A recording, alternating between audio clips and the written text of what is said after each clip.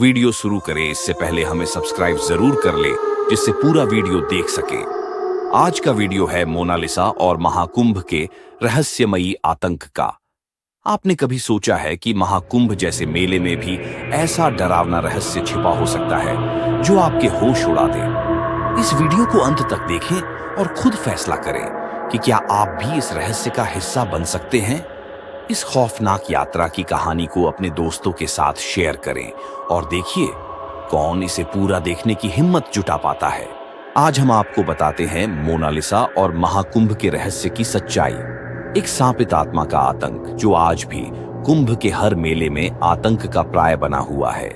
Mona Lisa की सच्चाई जानने के लिए इस कहानी को अंत तक देखना।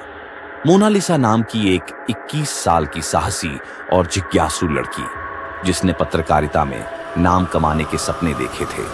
मीडिया की तरफ से उसकी नई और महत्वपूर्ण असाइनमेंट भारत के प्रसिद्ध महाकुंभ मेले को कवर करना था। लेकिन उसे क्या पता था कि यह यात्रा उसकी जिंदगी का सबसे भयानक और आखिरी अनुभव बनने वाली थी। महाकुंभ की शुरुआत हो चुकी थी। हर तरफ भीड़ का माहौल था। मेले की रिपोर्टिंग करने के लिए मोनालिसा प्रयागराज पहुंची। वहां चारों ओर भव्यता और श्रद्धालुओं की भीड़ थी। संगम तट पर होने वाला यह मेला एक आध्यात्मिक ऊर्जा से भरा हुआ था। मगर जैसे जैसे रातें बीतने लगीं, मेले का एक अलग अनजाना चेहरा उसके सामने आने लगा। मोनालिसा की पहली रात थी। उसने रात को अपना कैमरा लेकर घाट पर निकल पड़ी। उसने अपने कैमरे से संगम पर फोटो खींची, लेकिन जब उसने फोटो देखी तो हर तस्वीर में उसे एक रहस्यमय परछाई नजर आई। उसको नजरअंदाज करके जैसे ही मोनालिसा आगे बढ़ी, उसे घाट पर एक बूढ़ी महिला मिली जो चुपचाप घाट पर बैठी थी। उस अजीब सी दिखने वाली महिला ने उससे कहा, रात के तीसरे पहर संगम पर मत जाना। वहां जो दिखता है वह तुम्हारे लिए ठीक नहीं होगा। मोनालिसा को उस महिला की बातें अजीब लगी, लेकिन उसने इसे नजरअंदाज कर दिया। अब उसको सच जानने की जिज्ञासावश और अधिक होने लगी और मोनालिसा रात में भी घाट पर जाने का मन बना चुकी थी। भयावह रात थी। चारों तरफ लाइट व्यवस्थित लगी हुई थी, लेकिन एक जगह ऐसा भी था जहां एक विशाल बरगद का पेड़ था। उसकी परछाई बहुत दूर तक थी, जिससे पेड़ के दूसरे तरफ बहुत सन्नाटा था। अगली रात करीब 3 बजे मोनालिसा अपने कैमरे के साथ संगम घाट पर पहुंची। चारों ओर सन्नाटा था और गंगा का पानी झांकी में चमक रहा था। तभी उसे एक हल्की आवाज सुनाई दी, जैसे कोई उसका नाम पुकार रहा हो। वह मुड़कर देखने लगी, पर वहां कोई नहीं था। कुछ ही देर बाद उसे पानी में एक परछाई दिखाई दी। ऐसा लगा जैसे कोई महिला पानी में उतर रही हो। मोनालिसा ने कैमरा झूम करके देखने की कोशिश की, लेकिन उसकी स्क्रीन पर अजीबोगरीब तस्वीरें उभरने लगी। उसने देखा कि पानी में बिना चेहरों वाले लोग, डूबते हुए हाथ और बहुत लोगों का डूबता हुआ सर, जिनकी आंखें सीधे उसी को घूर रही थीं।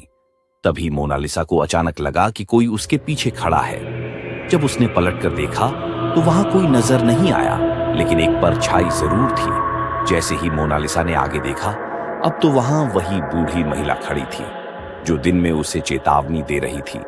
मगर अब उसकी आंखें खून जैसी लाल थीं और उसका चेहरा विकृत हो चुका था। महिला ने धीमे स्वर में कहा, तुमने चेतावनी को नजरअंदाज किया। अब तुमने उन आत्माओं को जगा दिया है जो यहां शांति में थीं। अब इसका अंजाम भी भुगताना होगा। अब मोनालिसा पूरी तरह डर चुकी थी। उसने भागने की कोशिश की, लेकिन उसके पैर जैसे जमीन से चिपक गए।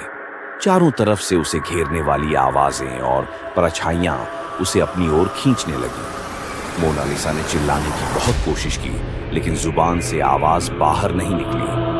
तभी देखते देखते बहुत तेज बवंडर सा उठा और मोनालिसा को गंगा जी में एक पल में घसीट ले गया। अगली सुबह संगम घाट पर लोगों को मोनालिसा का कैमरा मिला, लेकिन वह खुद गायब थी। कैमरे में मौजूद तस्वीरें धुंधली थीं, मगर उनमें एक परछाई बार बार दिख रही थी जो हूबहू मोनालिसा जैसी लगती थी।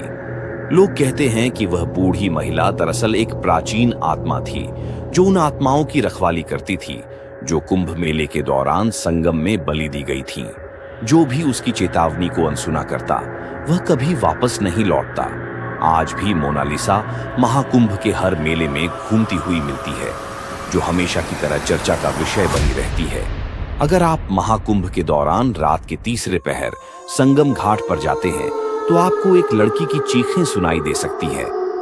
लोग कहते हैं कि वह मोनालिसा है, जो अब भी रहस्यमय परछाइयों के बीच फंसी हुई है और सुबह लोगों के बीच घूमती हुई भी नजर आती है। अगर हमारी कहानी अच्छी लगी हो तो निवेदन है, चैनल को सब्सक्राइब जरूर करें। धन्यवाद।